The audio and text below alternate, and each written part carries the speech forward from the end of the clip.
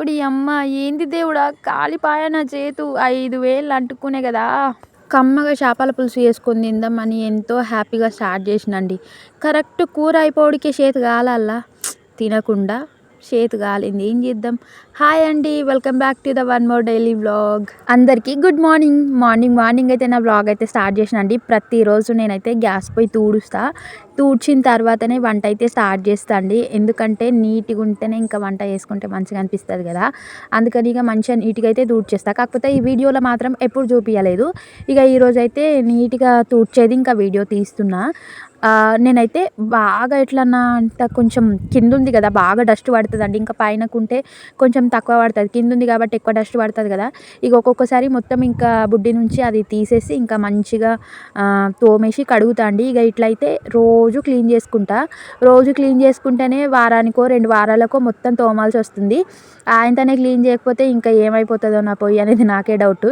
ఎందుకంటే కింద ఉండడం వల్ల డైరెక్ట్ వచ్చి డస్ట్ మొత్తం దాని మీదనే పడుతుంది. ఇప్పుడు తూడ్చేసి వంట స్టార్ట్ చేస్తానా.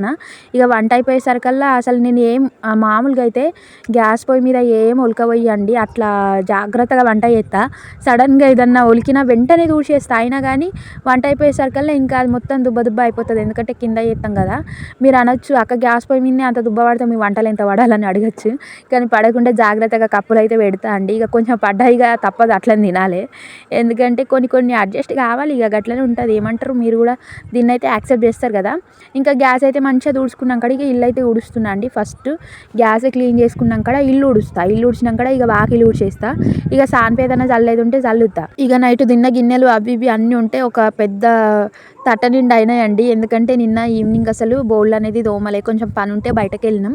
ఇక వచ్చిందాకంటే 6:30 అయింది. ఇంకా మా ఇంటికి పోయి అక్కడ దీపం పెట్టి వచ్చిందాకంటే 7:30 అట్లా 8 అయింది. ఇక తిని కొంచెంసేపు వాకింగ్ చేసి, రోజు మనకు వాకింగ్ అలవాటు ఉందని మీకు తెలుసు కదండి. ఇంకా వాకింగ్ అట్లా చేసి ఇక పడుకునేసరికల్లా ఇక లేట్ అయిపోయింది. అందుకనైతే బౌళ్ళు తోమలేను.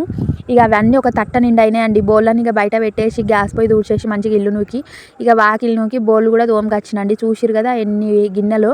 మేము ఇద్దరం, కాకపోతే ఇన్ని బౌళ్ళు అండి. కొందరు అంటారు 2 గిన్నెలు 2 గ్లాసులు 2 చెంచాలు వాడుకుంటే సరిపోతుంది కదా, ఇవన్నీ ఎందుకు అని చెప్పేసి. కానీ అన్నీ ఎందుకు అని అంటే, రోజు ఒకటే దాంట్లో అన్నము ఒకటే దాంట్లో కూర అన్నట్టు అట్లా వండుతారా అండి చెప్పండి.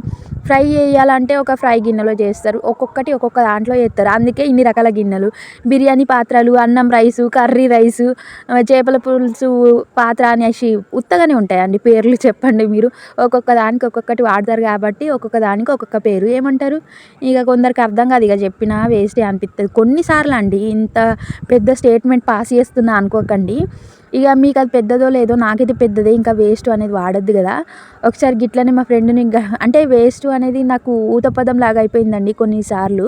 ఇక వేస్ట్ అనేసరికల్లా ఇక ఆమె పోయి పోలీస్ ఆఫీసరు, ఆమెకి ఏమనిపించిందో ఊరికేనా అట్లా అనేసరికల్లా అనకు అని చెప్పేసి ఒకసారి ఇక గట్టిగా అంది. అనేసరికల్లా ఏంది ఎన్నలేందుకు ఇట్లా అంటావు అని అంటే, అది కరెక్ట్ కాదు కానీ వేస్ట్ అనడం అని చెప్పేసి అన్నది. అయ్యో, నేను అన్నది ఫన్గా కాకుండా మనసుకు తీసుకున్నట్టుంది, అందుకే ఇట్లా రియాక్ట్ అయిందని చెప్పేసి చాలా వరకు అయితే నేను ఆ పదాన్ని గుర్తు చేయడమే మానేసుకున్నాను. ఎందుకంటే ఎవరైనా హర్ట్ అవుతారండి. అది ఫన్గా కాకుండా వేరే వేలో పోయిందనుకోండి, బాగోదు కదా. ఇంకా మనం కూడా ఫన్గా అంటున్నామని కాకుండా మనకు కూడా ఒక గిల్ట్ ఫీలింగ్ వస్తుంది. అయ్యో, వీళ్ళు ఇంత ఫీల్ అవుతుర్రా ఈ మాటకు అని చెప్పేసి. అది కూడా ఏం మంచి పదం కాదు కదా. వేస్ట్ అంటే దేనికి పనికి రానిది అని తెలుగులో. కాకపోతే ఊరికే వేస్ట్ అని అనుకుంటాం కదా ఫ్రెండ్స్ మధ్యలో, అదంతా కామన్ అనిపిస్తుంది. కాకపోతే ఇక వాళ్ళ ప్రొఫెషన్ బట్టి మారిపోతూ ఉంటాయి కదా. ఇక వాయిస్ ఓవర్ ఇస్తున్నా కానీ ఇక పక్కకైతే IPL మ్యాచ్ అయితే జరుగుతుందండి. ఇక సౌండ్ ఇందులో ఎక్కడ పడుతుందో అని చెప్పేసి అయితే మస్తు జాగ్రత్తగా అయితే ఆడియో రికార్డ్ చేస్తున్నా, అదే వాయిస్ ఓవర్. ఇక పెద్ద ప్రొజెక్టర్ పెట్టుకొని మంచిగా చూస్తున్నారు అన్నట్టు మా ఇంటి పక్కన IPL మ్యాచ్. ఈరోజు మనది ఉంది కదా IPL. మొత్తం విరాట్ కోహ్లీ గురించి చెప్తున్నారు IPL మ్యాచ్లో. నాకు అసలు మ్యాచ్ అస్సలు అర్థం కాదు, ఎందుకంటే నేను ఎక్కువ ఈరోజు ఇక సండే కదా, సండే స్పెషల్ మా ఆయన అయితే చేపలు తీసుకొచ్చిండు. ఇక చేపలు తీసుకొచ్చి ఫ్రిడ్జ్లో పెట్టినామండి. ఫ్రిడ్జ్లో పెట్టేసరికల్లా గట్టిగా అయిపోయినాయి. ఇంకా పొట్టు తీస్తూ ఉంటే కూడా వస్తలేదు. ఒకటి మా ఆయన తీసింది, ఇంకోటి అయితే నేను క్లీన్ చేసిన. నేను క్లీన్ చేసేటప్పుడు వీడియో తీయమని చెప్పినా కానీ ఇంకా మా ఆయన చేతులు అది క్లీన్ చేసి ఇంకా గలీజ్గా ఉన్నాయి, ఇక నా చేతులు కూడా గలీజ్ ఉన్నాయని చెప్పేసి అయితే తీయలే. ఈరోజు అయితే స్పెషల్గా చెప్తున్నా, మా అమ్మ చేతి వంట అంటే మా అమ్మ స్టైల్‌లో చేస్తున్నా. మా అమ్మ చేతి వంట నాకు ఇప్పటికి ఇంకా గుర్తుకుంది. అమ్మ చేతి స్టైల్‌లో నాకు చేపల పులుసు తినాలని ఉండే. అందుకే ఈరోజు చేస్తున్నా. ఇంకా మస్తు స్పెషల్‌గా అయితది. ఇంకా కడుపు నిండుగా తింటా. అమ్మ పేరు గుర్తు చేసుకుంటేనే అదొక వైబ్ అండి నిజంగా. అమ్మ కడుపు నిండా పెడతది మనకు ఫుడ్డు ఎట్లాంటి కర్రీస్ ఉన్నా గూడా. ఇగ అమ్మ అమ్మ పేరు గుర్తు చేసుకున్నాక ఇంకా కమ్మగా కాకుండా ఎట్లుంటది చెప్పండి? అది అమ్మ స్టైల్‌లో చేస్తే. ఏమంటారు? నిజంగానే అండి.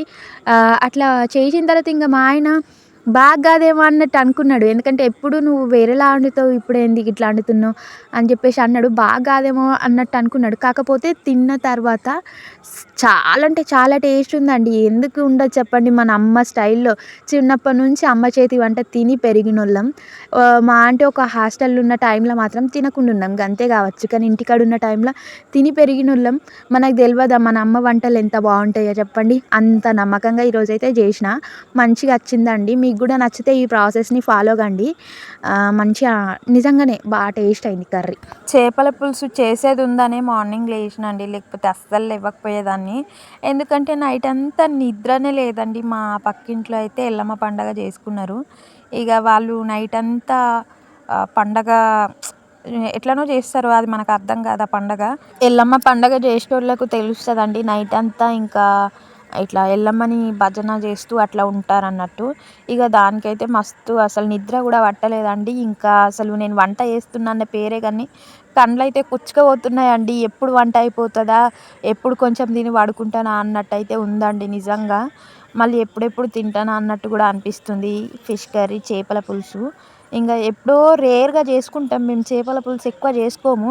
ఇంక చేసుకున్నప్పుడు నాకు ఇంకా ఆత్రం ఎప్పుడెప్పుడు తిందామని. అసలు పుల్ల పుల్లగా తినాలని నాకు నిన్న నుంచి అనిపిస్తుందండి. అందుకే ఇంకా పులుపైతే ఎక్కువ పిసికినా. మీరేమనుకోకండి చూసి గంతగాం పులుపా అని అనకండి. నాకు నిన్న నుంచి పుల్ల పుల్లగా తినాలనిపిస్తుందండి. అందుకని కొంచెం చింతపండు ఎక్కువ తీసుకొని పులుపైతే ఎక్కువ పిసుకున్నాండి. అదేనండి రసము. చింతపండు రసం ఎక్కువ తీసుకున్నా. ఇక అంత పల్చగా పెట్టినా కానీ ఇంకా మసాలా అనేది గ్రైండ్ చేసి ఏసిన తర్వాత మంచిగా చిక్కబడ్డది. అసలు నేను ఏమేమి ఏసి కలుపుకున్నానో మీకు చెప్పలేదు కదండీ. ఫస్ట్ అయితే నేను ఆనియన్స్ కట్ చేసుకున్నయి తీసుకున్నా అండి. ఆనియన్స్ అందులోనే కొంచెం పసుపు, కారం అట్లాగే సాల్ట్, కొంచెం జీలకర్ర, కొంచెం మెంతులు ఏసి మంచిగా మిక్స్ చేసుకున్న చేత్తోటి. మిక్స్ చేసుకున్న తర్వాత ఇంకా పులుపు అయితే పోసేసిన అండి. పులుపు పోసి మంచిగా అది కూడా మిక్స్ చేసిన తర్వాత మనం ఏవైతే చేప ముక్కలు కడిగి పక్కన పెట్టుకున్నామో ఆ ముక్కలైతే ఇంకా మునిగేంత వరకైతే ముంచి పెట్టేసానండి అందులో. పెట్టిన తర్వాత ఇంకేంది గ్యాస్ పైన పెట్టుకోవాలి. అంతకుముందు మనం ఒక చిన్న మసాలా అయితే రెడీ చేసుకోవాలండి. ఫస్ట్ అయితే నేను ఒక 3 ఆనియన్స్ తీసి కట్ చేసి మళ్ళా కొంచెం ఫ్రై చేసుకొని పక్కన పెట్టుకున్నా అండి. ఇప్పుడు ఇంకొక మసాలా అయితే ప్రిపేర్ చేస్తున్నా. అదేంటంటే మెంతులు, జీలకర్ర, గసగసాలు తీసుకున్నా. ఇంకా అందులోకి కొన్ని ఒక 10 పుట్నాలు అట్లా తీసుకొని మంచిగా ఫ్రై చేసుకున్నా అండి. ఇక ఇక్కడనే వచ్చింది పెద్ద తంట. ఇక ఫ్రై చేసిన కొద్దిసేపే ఫ్రై చేసినా కదా అని ఇక పక్కన పెట్టి దాన్ని ముట్టుకోబోతే ఇంకా ఏముంది అస్సలు మాటలు లేవు. ఇక మాట్లాడుకోవటాలు లేవు. 5 వేళ్ళు అంటుకపోయినాయండి. ఆల్రెడీ అన్నీ కలిపి పెట్టిన కర్రీలా ఓన్లీ పొయ్యి మీద పెడితే ఉడికి ఈ ఏదైతే ఈ మసాలా ఉందో అది గ్రైండ్ చేసి ఎయ్యాలి. గింతే పని ఉంది. ఇంత పని ఉండంగా నా చేతి కాలిపోయిందండి. ఆల్రెడీ చేపలు కూడా ఫ్రై చేసిన. అన్నం మా ఆయన కోసం వైట్ రైస్, నా కోసం బ్రౌన్ రైసు, చేపల ఫ్రై అన్నీ అయిపోయినాయి. ఇంకా మిగిలిందేంది ఓన్లీ చేపల పులుసే కదా. ఆ పులుసు కూడా కలిపేసి మొత్తం పెట్టేసిన. ఇగో చూడండి మొత్తం కలిపేసి పెట్టిన. ఇక ఆ మసాలా ఒక్కటే గ్రైండ్ చేయాలి. గంతే గ్రైండ్ చేసి ఏసేది ఉంది. ఇక ఇప్పుడు ముట్టుకుంటే చూడండి అయిపోయిందా? కాలిపోయింది ఇక చూడు. 5 వేళ్ళకి ఇక పేస్ట్ పెట్టుకున్నా. చేతికి ఏదన్నా కాలితే ఏం చేయాలంటే వెంటనే తెల్ల పేస్ట్ పెట్టుకోవాలండి. తెల్ల పేస్ట్ పెట్టుకున్నాం అనుకోండి చల్లబడుతుంది. లేకపోతే ఇక మంట మండుతుంది చూడు. ఇంక మామూలుగా ఉండదు అసలు. ముందే ఇది ఎండాకాలం. ఈ ఎండాకాలంలో చేతులు కానీ కాళ్ళు కానీ ఎవ్వి కాలినా మండిపోతాయండి. చలికాలంలో కాలితే ఏమనిపించదు. కాకపోతే ఎండాకాలంలో కాలిందనుకోండి ఈ ఎండకే మనం సగం కాలిపోతున్నాం. ఇంకా దానికి తోడు కాల్చుకున్నామంటే ఇంకా అంతే సంగతి ఏం లేదు. అందుకని వెంటనే మా ఆయన అయితే పేస్ట్ తీసుకొచ్చి పెట్టిండండి వేళ్ళకు. ఇంకా వేళ్ళు ఇట్లా అయిపోయినాయి కదా. అది కూడా కుడి చేతే కదా. ఇక నేనేం పని చేయలేను కదా. అందుకని చెప్పేసి ఇక ఆ మసాలా అయితే మిక్సీ పట్టేసి ఇక మా ఆయననే వేసేస్తుండు. ఇంకా మంచిగా వెయ్యి అని చెప్తే ఇక ఫస్ట్ అయితే నువ్వు చూసుకో ఇట్లా ఓకేనా అని చెప్పేసి అయితే అడుగుతుండు. సరే ఇట్లా ఓకే ఇంత మంచిగా మెత్తగానే గ్రైండ్ అయింది కదా ఇంకా వేసేసేయి అని చెప్పేసి అంటే ఇక మీకు చెప్తున్నాడు అన్నట్టు నేనైతే వాయిస్ కట్ చేసిన. చూడండి ఫ్రెండ్స్ మా వైఫ్కి వంట చేయమంటే ఇట్లా చేతులు కాల్చుకుంటుంది. ఇక ఇదే మా డ్యూటీ అని చెప్పేసి అయితే అంటున్నాడండి వీడియో తీస్తున్నప్పుడు. ఇంకా చేపలు మసాలా వేసినావు కదా కొంచెం పైన కలుపు అని చెప్పేసి అంటే ఇంకా చేపలని ఒత్తుతా ఉన్నాడన్నట్టు. అసలు ఏమనుకుంటుండో ఏమో, అవి చేపలు అనుకుంటుండా లేకపోతే చికెన్ ముక్కలు అనుకుంటుండా నాకైతే అస్సలు అర్థం కాలేదండి నిజంగా. కర్రీ వండడం అయితే కంప్లీట్ అయిపోయిందండి. ఇంకా మా ఆయన నాకైతే తినిపిస్తుండు. అప్పటికే ఫుల్ ఆకలి మీద ఉన్నా అండి. ఇంకా నైట్ అయితే తినలేదు నేను. ఇంకా నాకు ఆకలి అవుతుంది తినిపించు అని చెప్పేసి అడిగితే ఇంకా తినిపించిండండి. అస్సలు నాకు తిన్నట్టు కూడా అనిపించలేదండి. ఇక ఈ తినిపించేటప్పుడు కూడా ఇంకా చూడండి ఇట్లా చేతులు కాల్చుకుంటుంది, ఇక తినిపిమని అడుగుతుంది. ఏదో ఒకటి చెప్పడానికైతే ట్రై చేస్తుండండి. కాకపోతే కడుపు నిండుగా తినిపిస్తాడండి మా ఆయన. కానీ నాకే అసలు తిన్నట్టుగా అనిపించదు. ఎందుకంటే మా ఆయన కొంచెం చప్పచప్పగా కల్పిస్తాడు. నాకు అస్సలే తినబుద్ధి కాదు అట్లా. ఇంకా నిండుగా కలిపితేనే నాకు ఇష్టం. ఇక మా ఆయన తినిపిస్తే అస్సలు తిన్నట్టుగా అనిపిస్తలేదు. చేతి మండినా సరే ఇష్టంగా వండుకున్న చేపల పులుసు నేనే కడుపు నిండుగా తింటా అని చెప్పేసి అయితే ఇంకా చేతి అయితే కడిగచ్చుకున్నా అండి. ఇంకా మా పక్కింటి ఆంటీ కొంచెం ఆవకాయ ఇచ్చింది. ఇంకా కొత్త ఆవకాయ ఒక పక్కన ఇంకా ఫిష్ ముక్క, ఇంకో పక్కన ఫిష్ పులుసు వేసుకొని అయితే ఇంకా నిండుగా కలుపుకొని తిన్నా అండి.